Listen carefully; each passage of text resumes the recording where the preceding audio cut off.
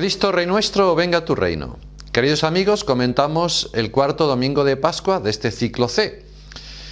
Y empezamos con la primera lectura. Como siempre son de los Hechos de los Apóstoles, en el día de hoy su capítulo 13. El cuarto domingo de Pascua está dedicado al buen pastor. Y ve en esta figura tan querida de la Iglesia primitiva la expresión del amor universal de Cristo hacia todos los hombres. Ellos le pertenecen como las ovejas al pastor. Los guarda celosamente y es para ellos fuente de vida y de salvación. Yo les doy la vida eterna y no perecerán para siempre, y nadie las arrebatará de mis manos. En esta primera lectura se nos habla del apostolado de Pablo y Bernabé, que llegaron anunciando a Cristo hasta Antioquía de Pisidia.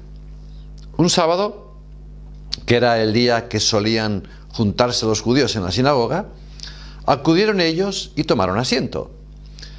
Leída la Escritura, según costumbre e invitados a hablar, Pablo les dirigió exhortándolos a ser fieles al favor de Dios.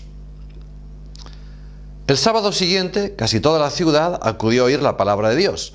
Al ver el gentío, a los judíos les dio mucha envidia y respondían con insultos a las palabras de Pablo. Entonces Pablo y Bernabé, sin contemplaciones, les dijeron: teníamos que anunciaros primero a vosotros la palabra de Dios, pero como la rechazáis y no os consideráis dignos de la vida eterna, sabed que nos dedicamos a los gentiles. Los gentiles se alegraron al oír esto, se alegraron mucho y alababan la palabra del Señor, y muchos creyeron. Los judíos se apartaron del Evangelio, y aquí late un misterio, ya que el apóstol Pablo viene a decirnos, escribiendo a los romanos, que si los gentiles entraron un día con ocasión de la apostasía de los gentiles o pérdida de su fe, también un día se convertirán los judíos, porque a todos los encerró Dios en la incredulidad para compadecerse de todos. Y parece que se refería a estos tiempos, porque se nota la pérdida de la fe. Pero esto es un misterio. El misterio de la conversión de Israel es un secreto en los planes de Dios. Pasemos a la segunda lectura, que es del Apocalipsis, en su capítulo 7. La segunda lectura nos presenta la gloria eterna del Cordero rodeado de una muchedumbre grande que nadie podía contar, de toda nación, tribu, pueblo y lengua. Se nos ofrece la prueba más bella y consoladora de la universalidad de la salvación. En el centro de la visión profética de Juan aparece Jesús bajo la figura del Cordero, pastor que con su sangre ha lavado y emblanquecido las vestiduras de sus elegidos. Siguen las visiones del evangelista San Juan. Después de los 144.000 sellados de todas las tribus de Israel, cifra simbólica, vio una muchedumbre inmensa que nadie podría contar, de toda nación, raza y lengua, delante del trono y del Cordero, vestidos con vestiduras blancas y con palmas en las manos. Estos eran los que habían venido de la gran tribulación, o sea, de las persecuciones en las que habían sufrido el martirio, y los que, habiendo sido manchados por el pecado, blanquearon sus almas en la sangre del Cordero.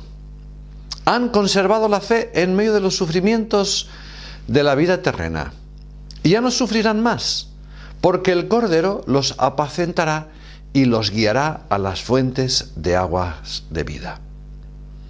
Es esta la vida eterna que el buen pastor promete a sus ovejas. Todos ellos darán culto a Dios día y noche, y el que se sienta en el trono acampará entre ellos. Ya no pasarán hambre ni sed, y Dios enjugará las lágrimas de sus ojos. Vivirán eternamente felices. Notemos que el Apocalipsis, después de enumerar las 12 tribus de Israel, habla a continuación de una inmensa muchedumbre de salvados que nadie puede contar. Son los creyentes en el Evangelio. Jesucristo nos dice: el que creyere el Evangelio y se bautizare, se salvará. El que creyere el Evangelio y se bautizare, se salvará. Pasemos al Evangelio de hoy, de San Juan, en su capítulo 10.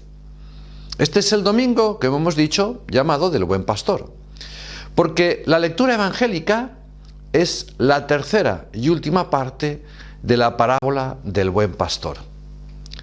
En el Antiguo Testamento aparece Israel como el rebaño de Dios. Y ahora la Iglesia es un rebaño espiritual, al que están llamados judíos y gentiles. Cristo es el Buen Pastor, el que vino para que todas las ovejas de su rebaño, o sea, todas las almas, tuvieran vida y la tuvieran abundante. Esta es la vida de la gracia, privilegio inmenso, pero que exige una condición de parte del hombre. Dice Jesucristo: mis ovejas oyen mi voz y me siguen. Oye la voz de Jesús quien escucha la voz de la Iglesia, del Papa, de los obispos, de los sacerdotes, de la misma Sagrada Escritura, del Catecismo, quien atiende a la voz de la conciencia y de las inspiraciones interiores que invitan al bien y a la santidad. Cuando el hombre escucha todas estas voces y las traduce en su vida, sigue verdadera y fielmente al Señor. Los medios que Jesucristo nos ha dado para nutrir la vida de nuestras almas son la oración y los sacramentos. Por eso la comunión es el mejor medio de fortalecer nuestra alma contra las tentaciones que no nos han de faltar. Y por eso debemos de rezar el Padre Nuestro, fijándonos en aquellas palabras que nos dice el mismo Padre Nuestro: no nos dejes caer en la tentación. Pero el pertenecer a la grey de Cristo no es un privilegio reservado a unos pocos, sino un don ofrecido sin distinción a todos los hombres que quieren aceptarlo. Aunque en los designios de Dios las primicias del Evangelio fueron reservadas al pueblo hebreo, en medio del cual Jesús ejerció su ministerio, después de la resurrección mandó a los apóstoles que lo predicasen a todas las naciones. La oposición de Israel fue la ocasión para que los apóstoles dirigiesen su cuidado a los paganos. Y dice así: teníamos que anunciaros primero a vosotros la palabra de Dios, pero como la rechazáis y no os consideráis dignos de la vida eterna, sabed que nos dedicamos a los gentiles. El buen pastor, que ha dado la vida por todos los hombres, no excluye a ninguno de su rebaño. Es el hombre que se excluye a sí mismo cuando rechaza conscientemente el mensaje de Cristo. Entonces se juzga por sí mismo, indigno de vida eterna. Sin embargo, los creyentes deben tender siempre la mano a los hermanos incrédulos, reacios, y facilitarles de todos los modos su entrada al redil de Cristo. Esto no debe ser considerado como un lugar cerrado destinado únicamente a recoger y a guardar a los creyentes, sino como un espacio abierto a todos los que deseen entrar en él.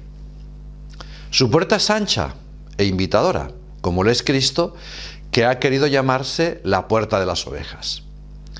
Quien acepta pasar por esta puerta será siempre bien recibido y encontrará la salvación. Dice Jesucristo: el que por mí entrare, se salvará.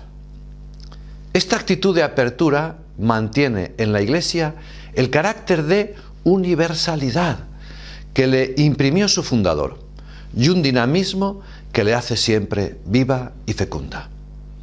Abramos las puertas a todos aquellos que están lejos del conocimiento de Cristo.